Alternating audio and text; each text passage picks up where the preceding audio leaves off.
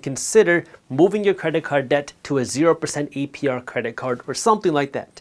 The way that these 0% APR cards work is they will give you 0% APR for 6 months, 12 months, maybe 18 months, depending on what the card or the promotion is.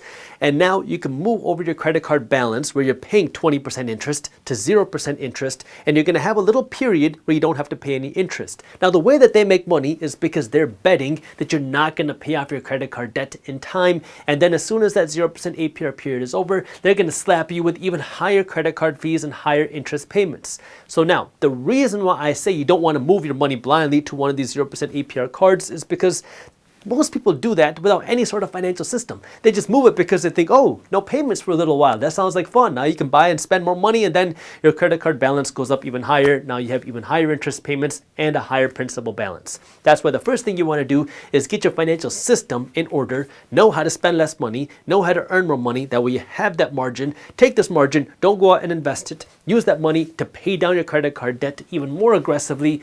Then now you can start considering your other options. One of them can be a 0% interest credit card, but understand that you're going to have this little period, this little grace period where you need to pay down that debt aggressively. You want to hammer that credit card debt down. You don't want to go out and start spending money on this credit card to build up that balance. This is your time to build down that debt, to tear it down, not build it down. Tear down that credit card debt because you have this period of no interest. So during this 12 months, 6 months, 18 months, you need to be aggressively paying every penny possible to pay down that debt, because if you don't pay it off in time, well, you're going to be hit with a whole new wave of interest payments, maybe even higher than what you were paying before. But if you know how to use your money, it can create a huge buffer, because now you got this year or so to pay down your debt interest free. The fourth thing that you have to understand has to do with refinancing your home if you own a home and using this cash to pay down your credit card debt. In theory, it sounds good because you can get a mortgage for say 7% and your credit card debt might be costing you 20%. So if you can refinance say another $10,000 out of your home, take this $10,000, pay down your credit card debt. Now instead of paying 20% in interest, you only have to pay 7% on your mortgage, and you just add that new credit card debt to the back of your mortgage payment. Sounds good because now you have a lower interest payment, but it comes with a lot of risks. The first risk is that your credit card debt is an unsecured loan, meaning it's not backed by anything, meaning the credit card company only has your promise that you will pay it. If you don't pay it, they can send you letters, they can sue you, but they can't force you to sell your home. Versus with your mortgage, if you don't make a mortgage payment, your bank can force you to sell your home. They can force you through a foreclosure, and they can take your home away from you. From your credit card debt, they can't do that. The second reason why this is so important to understand has to also do with bankruptcies. America is one of the few places in the world that allows you to bankrupt out of debts if you need to. Now, whether it's good or bad is a completely different discussion. But if you were bankrupting your credit card debt, you can make the credit card debt go away because it's an unsecured debt. It's not backed by anything.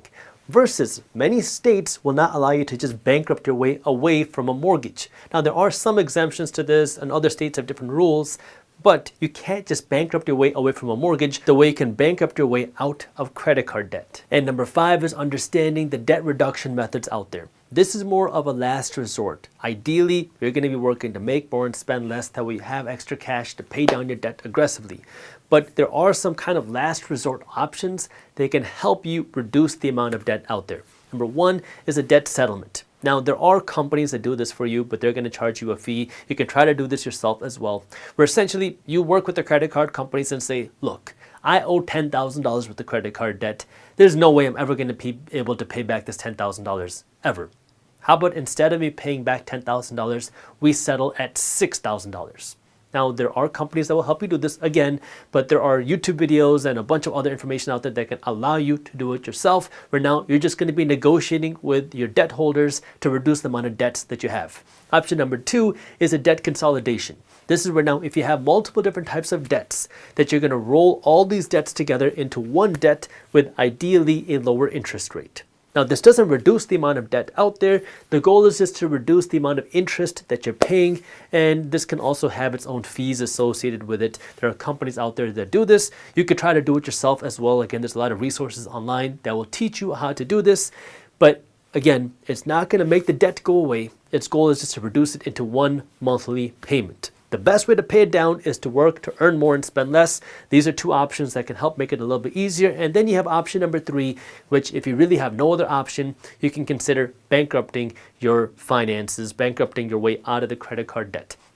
Now, I know there's a lot of negative connotation around filing for bankruptcy, but the reality is our legal code allows for it. Now, whether it's good or bad is a completely different discussion. The goal here now for you is how do you protect your finances and take care of your finances and build the best financial future for yourself. If you made a lot of financial mistakes and you realize that and now you want to completely change your life, well, you could consider a bankruptcy. There's a lot of attorneys out there that will specialize in that. There are cons with bankruptcies, like you have to pay money, it's going to hurt your credit score, and it can be very emotionally tolling, but if you have no other option, that can be a last resort as a way for you to get away from that credit card debt. Now again, ideally, the best case scenario is you're going to work to earn more and spend less so you can hammer down the credit card debt, but this is a way that if you have no other option, that this is also there for you too. If you enjoyed this clip and you want to continue your financial education journey, I have another video that I think you'll love. All you got to do is click that button right over there. And for those of you who want to stay up to date on the top finance and business news, you can join Market Briefs, my free financial newsletter, by clicking that button below. Thank you for watching, and I'll see you in the next one.